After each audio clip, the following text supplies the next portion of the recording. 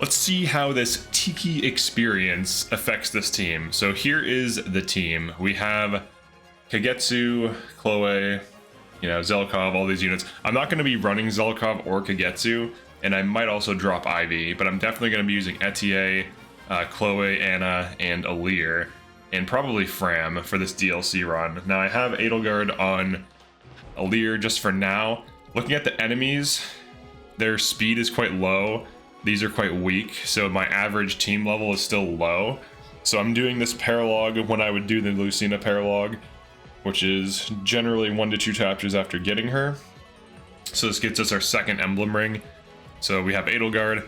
Now what I'm expecting from this run is that it'll be more player phase oriented. Like obviously Edelgard is one of the most player phase oriented emblems of all time. I'm not going to be able to have this Unite Plus because Byleth is banned. So that definitely will hurt it to some degree, but it still can do Raging Storm and then attack, which is more than enough, and you also get pretty good stat increase of strength, dex, and defense. So we'll see how this goes. We are finally at the moment where you get 10 rounds of reinforcements. So I'm gonna not do Roy's paralog to kind of balance out the XP gain here. Roy's paralog tends to power level because there's tons of wyverns. This is kind of like that. So I'm dropping Lucina and Roy's paralog. But we're going to be just killing all these things. I have basically a farm set up where Etier just shoots a dude. She can't kill them without spur attack and true damage from Divinely Inspiring. Some strength will help her, that's good. She's careful aim now. But this is basically the setup, and I'll try to feed Kagetsu, who I'm not going to use, a little bit. So we'll have him attack, have Zelkov attack to kind of mitigate the XP gain here, because that can in of itself break the game. But I did wait until chapter 11, like post chapter 11, to do this, so it's not as impactful. So we're all like higher level anyways, so we don't get as much XP. So hopefully by doing that, I will be fine.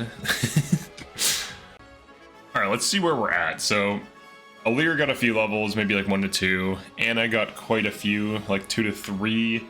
Chloe is now level 10. Ivy's just level 3, so she didn't really level much. Etier got like 2 to 3 levels. Kagetsu, he's not being run, doesn't matter. And then Zelkov, same thing. So let's see what we get here. We're gonna try defensive position. There we go, nice little chain guard for you into a crit. Just get rid of these horsies. These horses. Let's get rid of these horses. Don't random crit me, please. Thank you. All right. Alright, so I always have to kill Tiki. Now, killing Tiki is the real situation. Alright, here we go. There we go. Alright, Tiki's dead. Hooray. We did the thing. We did it. She's dead. We beat the map. Let's see what kind of result we get. So now I get Star Sphere. So this is where things get interesting, right? With Star Sphere, I can throw this on pretty much any early unit, and this will jack up their stats. As long as you level up like 10 times, it's worth it, because you'll get plus 1.5 to all stats, which the 0.5 can add up to an additional thing. But if you level up 20 times, you get plus 3 to all your stats, including build. So this is where Star Sphere gets like mega cracked.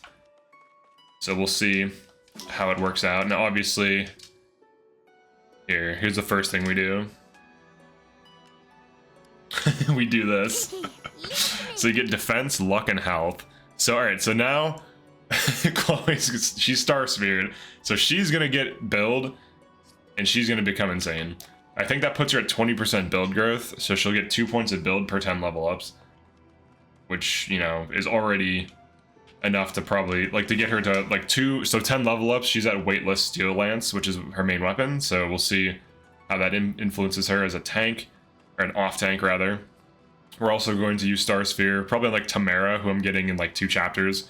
So we'll Star Sphere Tamara, that'll make her cracked. We'll Star Sphere Etier, that'll actually enable her to be good. Now obviously you can get Star Sphere earlier, but I decided to do this to delay it on purpose so that I don't get early Star Sphere levels, because obviously that's more overpowered.